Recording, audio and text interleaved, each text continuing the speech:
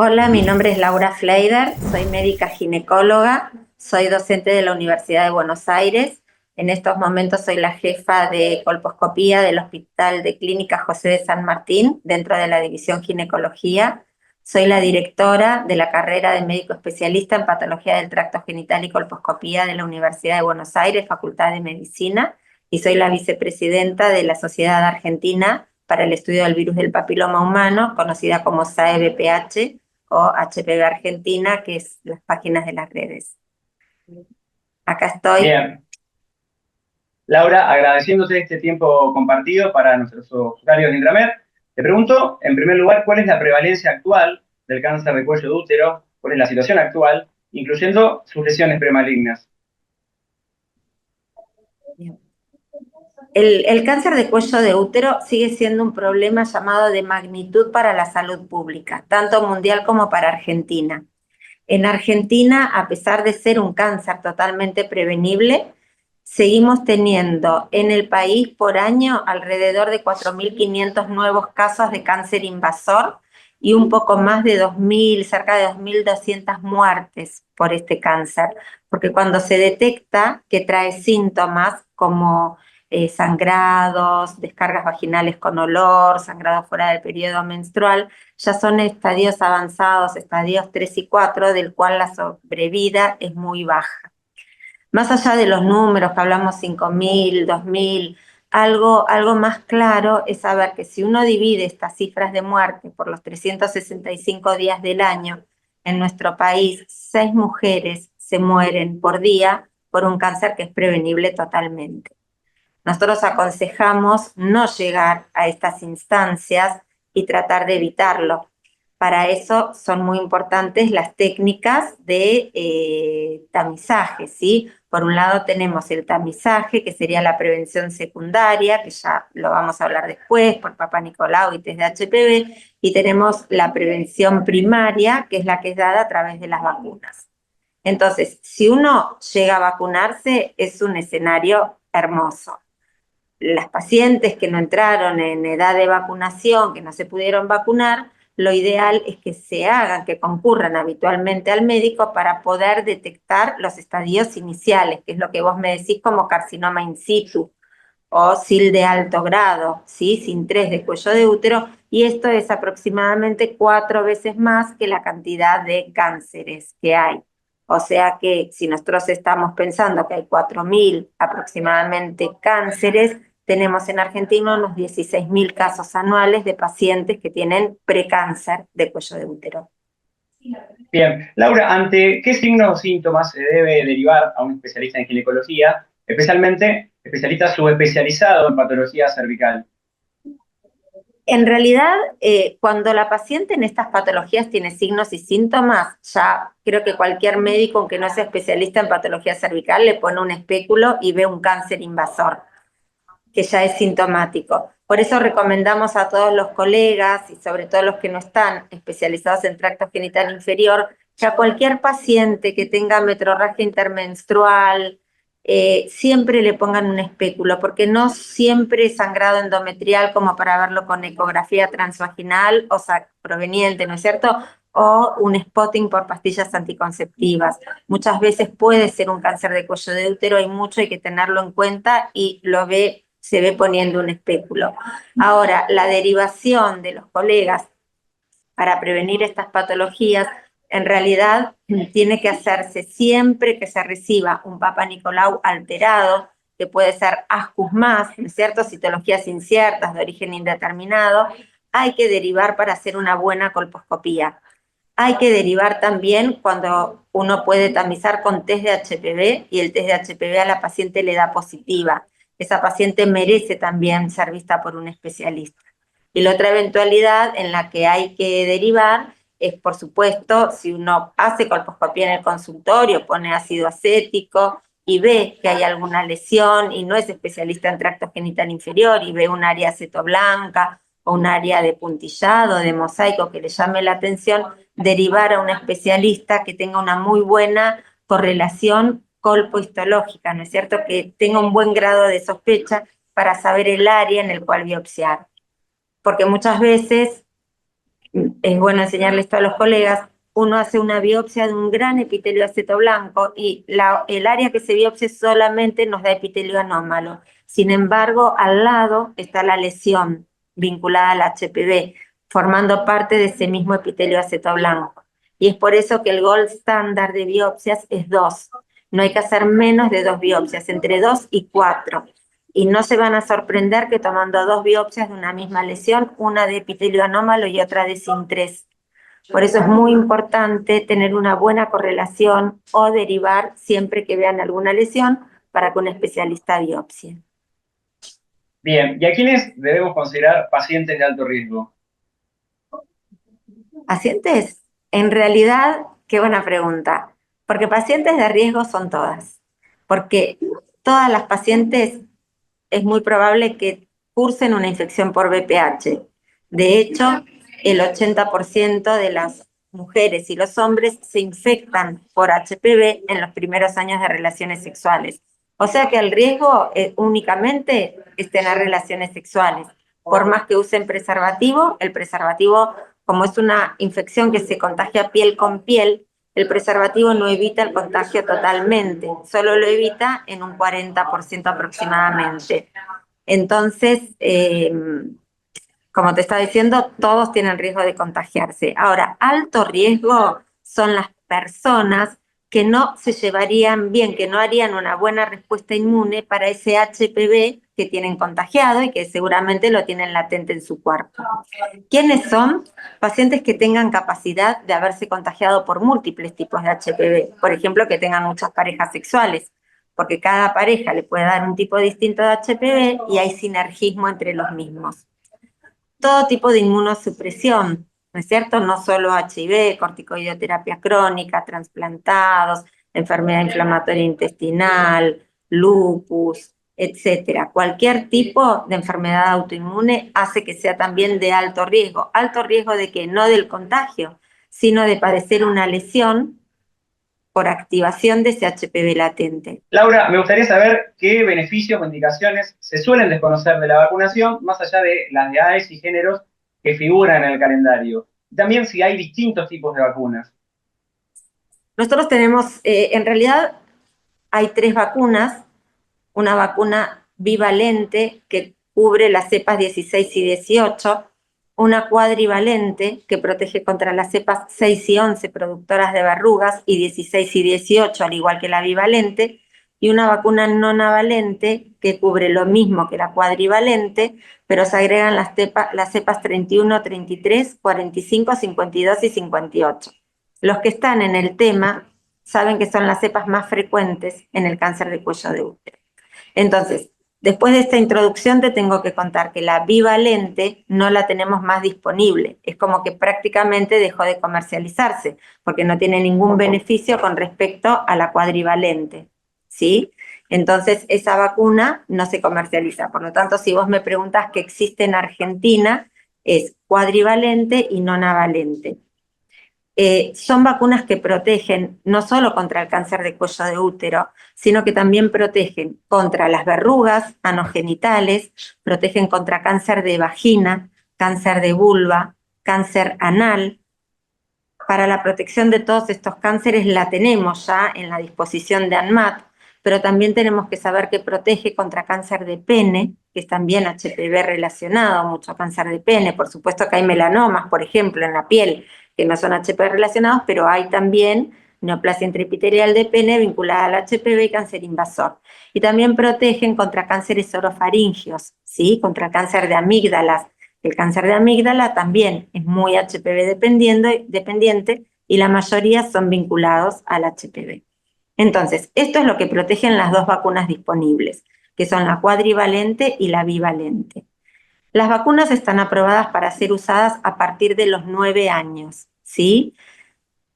La cuadrivalente va a ir desapareciendo y ya en Argentina tenemos disponible y aprobada desde el año 2022 la nonavalente. Así que a medida que se vaya agotando la compra que se hizo de cuadrivalente, la última compra del ministerio es toda de nonavalente. Así que les voy a hablar, ¿no es cierto?, de esta que es la que tenemos. Ambas vacunas están aprobadas a partir de los 9 años y no tienen límite de edad para vacunación.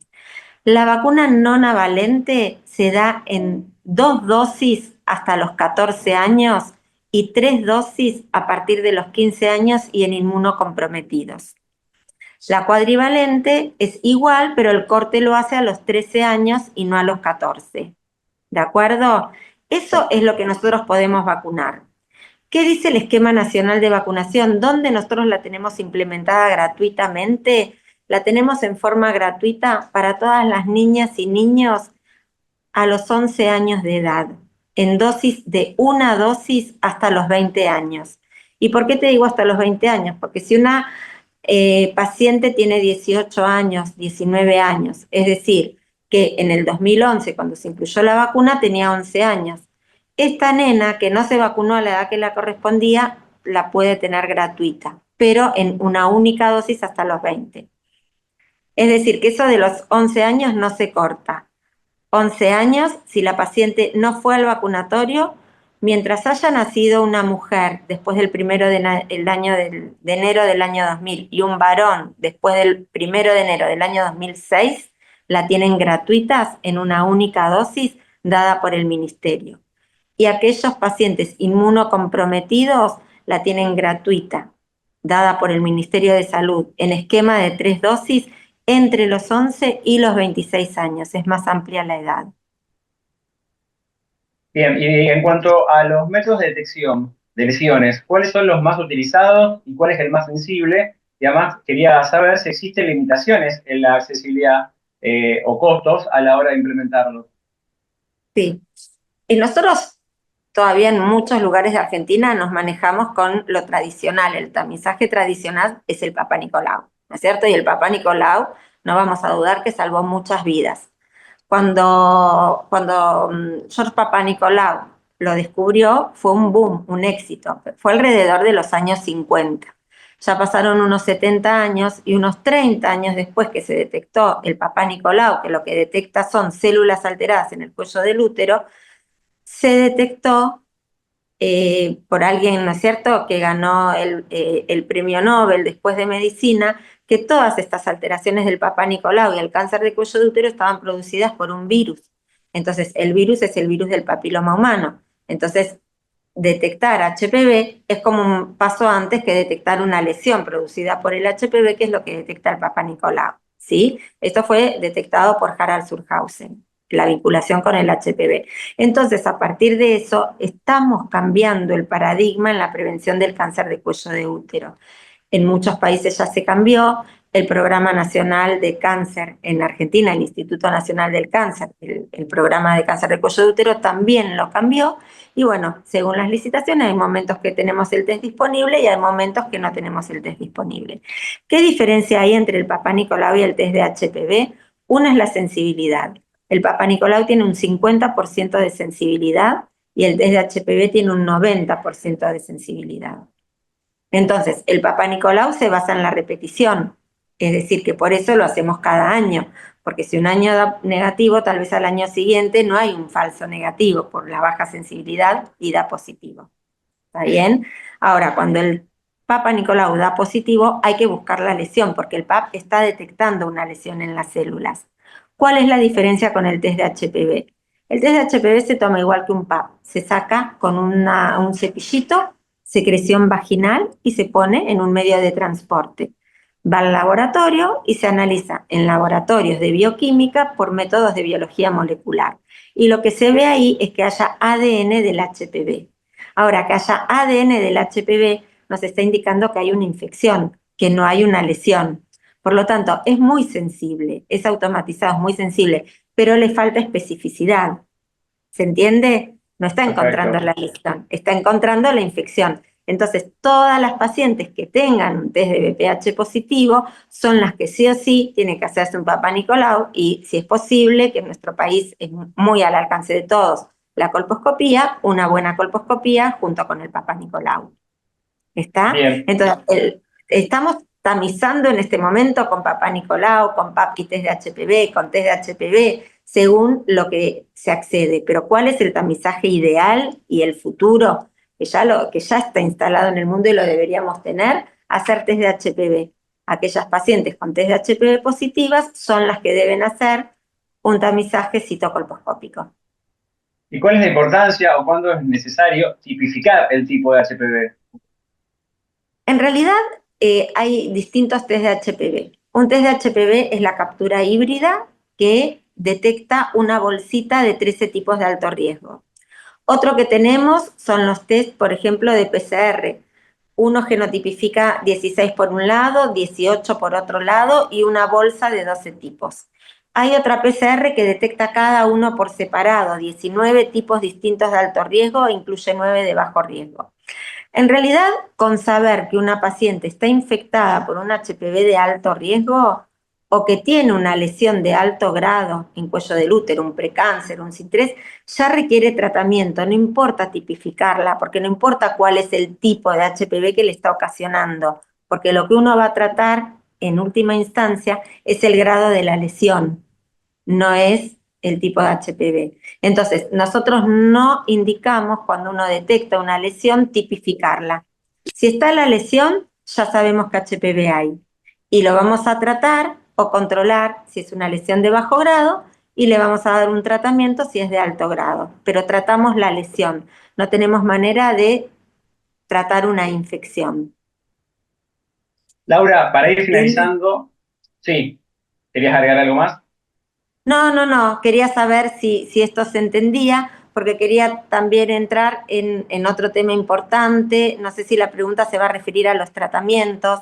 Exacto, para ir finalizando justamente es la pregunta, ¿qué novedades nos podemos encontrar a nivel terapéutico? Claro. A nivel terapéutico, nosotros tenemos dos tipos de lesiones intraepiteliales por HPV, que son las de bajo grado y las de alto grado. Las de bajo grado, llamémoslas condiloma, viral, llamémoslas SIN1, llamémoslas SIN2 con P16 negativo, se pueden controlar. Nosotros sugerimos controlarlas no más allá de 2 años, porque si más allá de 2 años sigue persistiendo, hay alguna dificultad de la paciente en la eliminación, ya que el 90% se autocuran en los 2 años. Si persiste, es una paciente que va a ir avanzando. Por lo tanto, ahí aconsejamos tratarlas. Y en las mayores de 25 o 30 años también aconsejamos tratar a las pacientes con lesión de bajo grado. ¿Cómo se trata? El mejor tratamiento y más nuevo que existe actualmente es la electrofulguración con radiofrecuencia. Se pone el equipo de LIP en potencia mixta de corte y coagulación, que es blend, y con un electrodo esférico se vaporiza la lesión. Haría el mismo efecto que un láser. A la paciente no le trae ningún daño, no le afecta la fertilidad porque no trae ni acortamiento del cuello, ni estenosis del orificio cervical externo, ni del canal endocervical. Eso hacemos con el bajo grado. Con las lesiones de alto grado, llámense SIN3 o SIN2 con P16 positiva, lo que tenemos es siempre que evaluarle el endocervix o la zona de transformación. Si la lesión es totalmente visible porque la paciente tiene una zona de transformación 1 o 2 o el canal endocervical es negativo, le hacemos una resección con asa LIP, que se llama LIETS de cuello de útero. Sin embargo, si el canal endocervical es positivo también para alto grado o consideramos que la paciente hay como una discordancia y nos parece que puede tener mayor patología, le hacemos una conización cervical para sacarle todo el canal hasta el orificio cervical interno. Y eso lo podemos hacer en conización con LIP o conización a bisturí frío. Pero lo importante que yo quiero remarcar acá es que una parte más del cuidado que entra dentro del tratamiento cuidado de la paciente con el SIN3 o el SIL de alto grado y la que está en seguimiento por bajo grado, por un lado es cuidar los riesgos, esto que hablamos de las pacientes que fuman o que no se cuidan o que no se alimentan bien, ¿sí? O hacerles estudios, a ver si no tienen alguna enfermedad de inmunocompromiso cuando va persistiendo. Todo esto hay que cuidarlo. Pero más allá de eso, el estándar de cuidado de la paciente que recibe un LIP o una conización por un SIL de alto grado es, aparte de tratarla, vacunarla, porque con la vacuna estamos actuando sobre la infección por HPV, evitando que se contagie por nuevos tipos o virales o ayudándole con la inmunidad humoral que da la vacuna, a diferencia de la inmunidad celular de la infección, ¿no es cierto?, que es lo que del cuerpo, la inmunidad natural del cuerpo, que es celular, la humoral de la vacuna aumenta las defensas, aumenta al dar anticuerpos B y al tener memoria inmune. Entonces nosotros, aparte de tratar a la paciente, le indicamos que se vacune. No la tenemos dentro del esquema nacional de vacunación en esas oportunidades, pero sí le pedimos a la paciente que si está dentro de sus posibilidades, es un estándar de cuidado extra, porque se demostró que las recurrencias o recidivas disminuyen de un 10% a un 2% en las pacientes que se tratan y vacunan.